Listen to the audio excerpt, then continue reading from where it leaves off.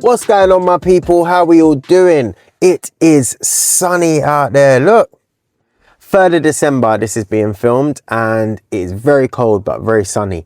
It's not bad, to be fair, if you wrap up warm. My middle child there. And what have we got going on? Loads of no heating calls. They are coming in thick and fast. Right, I'm a member of Checker Trade, have been for 5 years. So November 26th, last week, I hit my 5-year anniversary of being in business for myself, which was nice. I completely forgot about it. But yeah, that was nice. So yeah, joined Checker Trade. Then on my most recent renewal, they've changed the way they do things. And I was expected something like 68 to 92 leads or something. Now I would say expected is not limited. There was no mention of limit to me. Anyways, I've now hit that limit and they said, we're not sending you any more leads. Now I don't renew again until July. So I got to pay monthly until July. Not happening. So obviously I rang and complained and they upped my my amount that I get. Like quite a considerable amount, to be fair, but they are coming in thick and fast. Yesterday alone, I got like 7 jobs come through within the space of 5 hours and I just can't keep up. So I'm wasting these leads because they keep sending them through. So I don't know what I'm going to do. If you've got any advice or dealt with them or what you've had to do, let me know. Also, let me know if it literally said number of leads expected between X amount and X amount. Would you class that as limited to? Because I wouldn't, unless it says you will get up to this many. But yeah, let's jump into these no heating call outs. Well, this is a little bit different. We are going to no heating on a Baxi Combi 80 or a Potterton Gold or one of them rebadged types of boilers. Good boilers, to be fair. But it is around 9 o'clock and it's been a long day. So, parking space right outside. Yeah, it's been a long day. Hoping to walk in and it's just going to be a case of turn the thermostat up. It's a tenanted property, so that's not unheard of. Diverter valve, you don't often get diverter valve go on them. It's just bound to be not getting signal from the thermostat in some way, shape or form. Well, let's jump in there and have a look. So I was close enough, Potterton titanium. Maybe it's a diverter not opening up.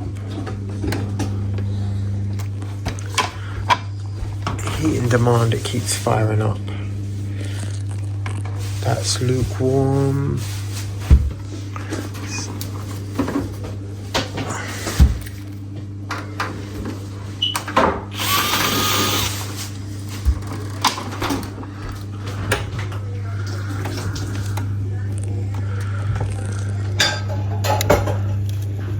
Maybe it is this.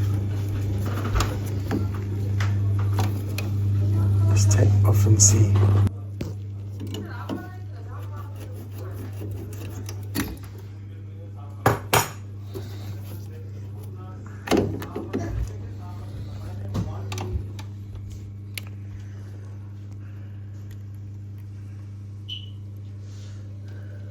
Yeah, it doesn't sound great. I think it is this.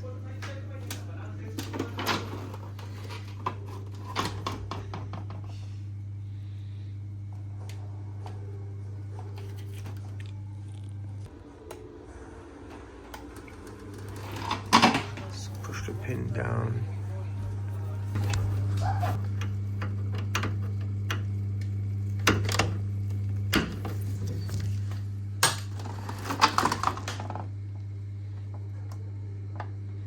Going down a little bit.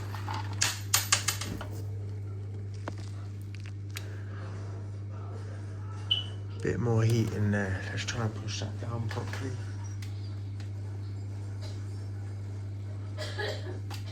What have we got that will push that down?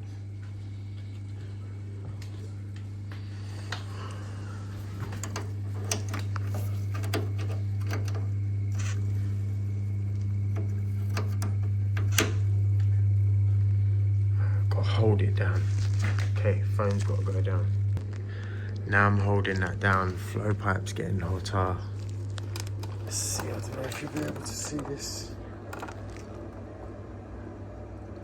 Boiler's staying on. That's gonna need a new diverter and actuator head.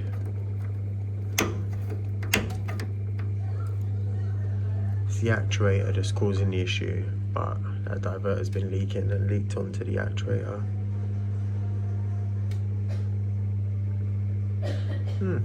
I was wrong.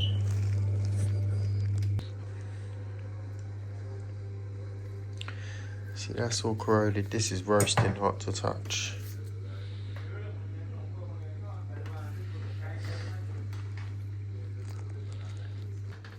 Look.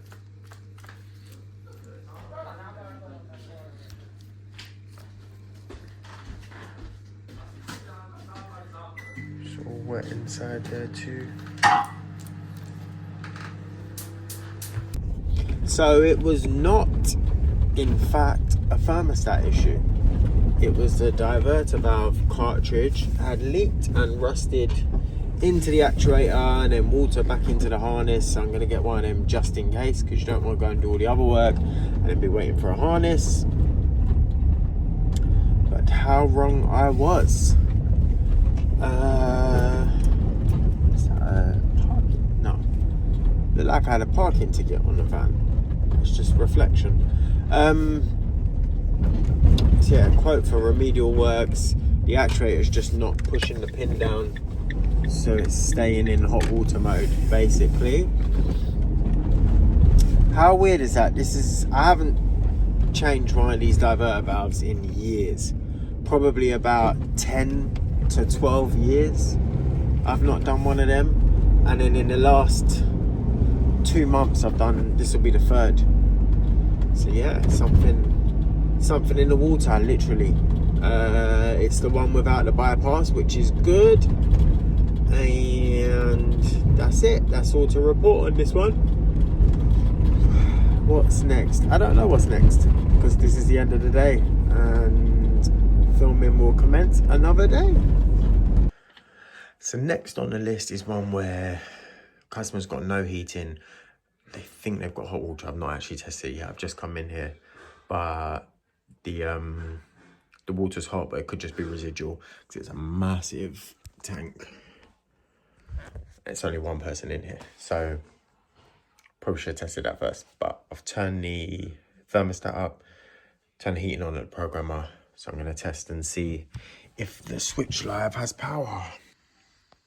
So here we are testing across earth and brown.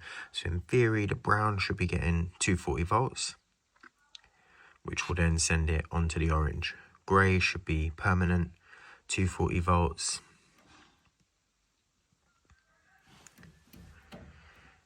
And so we're in there, can't really see, it's gone blurry. Between brown and earth, nothing. Now let's just confirm our multimeter's working. Between grey and earth, we've got 240. So we need to go back and check that the thermostat has power, or is sending out power, I should say. Wiring center's up here. So let's check. Let's follow our lead. Which one is it? This is the crazy system where it has an expansion vessel, but it's open vented. There's also a connected feed tank upstairs, and nobody can tell me why. So when I replaced the boiler, I left as is. So if you can tell me why, then I'll be happy to hear. So nothing on that yellow that comes in with that.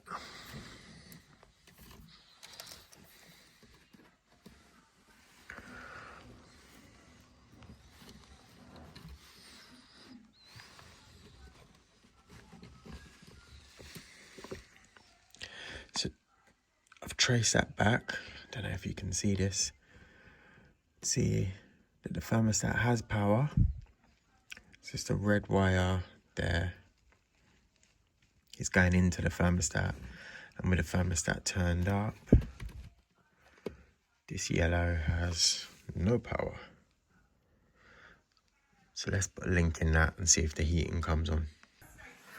So here's the start. So there we go, we've got our yellows on our reds.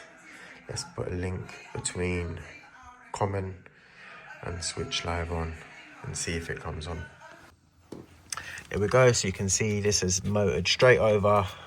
I don't think I showed you downstairs. I put the link in.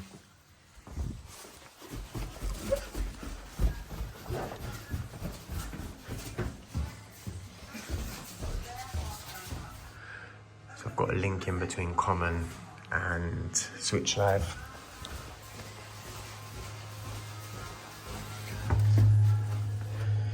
And that's lit. So it'll be new thermostat. Don't know if I've got one on the van. Let's have a look. So I did not have one on the van, but the tool station is only 1 mile away. So I'm on my way to collect it now, and that should hopefully be job done. Yeah, if anyone knows why. So I remember having this as an apprentice when we fitted a expansion vessel on an open vented system, but I cannot remember for the life of me why we did that. And the engineer that I spent my apprenticeship with, I no longer have any contact with, so I can't ask him. Nothing bad, just can't ask him. So if anyone has any ideas why you would do that, I would be intrigued to know. On this one, it has a PRV and an expansion vessel, but also has a connected F&E tank in the loft. Why? Does anyone know? Nobody seems to be able to tell me why. I obviously kept it the same when I replaced the boiler, because why would you start messing with something like that? And they were really old radiator. One of the radiators actually burst on me when I was doing flush, I think. And which is on my TikTok. It's got like 50,000 views. It's crazy. And it's just like a bubbled up radiator. So go check that out and follow me on there. I don't really use TikTok. I find it a very toxic community. But yeah, maybe I would try and see if I got the video and attach it onto the end of here, because it's quite mental to see it proper ballooned out. So here we are. This is an equivalent, although it doesn't have the common. It's just neutral live and switch live. So on this one, we don't need this link. Obviously this is my link I put in, but we don't need this link between live and common, and we can just use the same back plate because they are the same. And then on here you'll see neutral live and free is calling.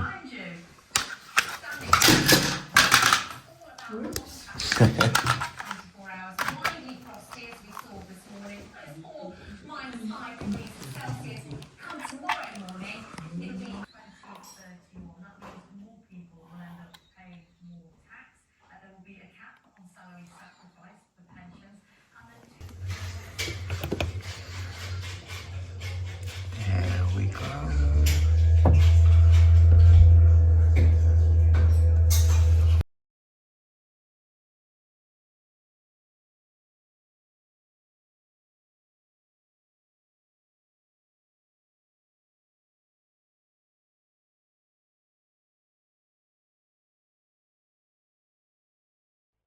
So there you have it. Couple jobs today to show.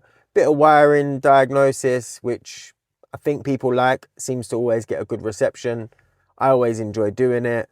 Wiring's not as scary. The more you do, I appreciate it's like the dark art that as heating engineers, everyone's always kind of taught to shy away from. Certain companies I've worked for, installers didn't even wire their own boilers. Electrician used to go back and do it the next day, which I found crazy. But Yeah, that happened in 2 or 3 companies I work for actually. But yeah, it's not as scary, and I've actually planned a video to go through some S-plan wiring, some Y-plan wiring, some diagnosis. I want it on a little board, which hopefully will be helpful. So let me know what you think of that. Let me know what your Christmas plans are. Jump in the comments, say hi. Callie, the middle child here, she said go check out her tool review on my Instagram page. Her and her sister done one and showing their favorite tools of mine basically. So that's pretty cool. So yeah, bye from us. Don't forget to like, subscribe, comment, share, hype. Don't forget to hype. Anything from you? No, nothing from you. Okay, see you next week.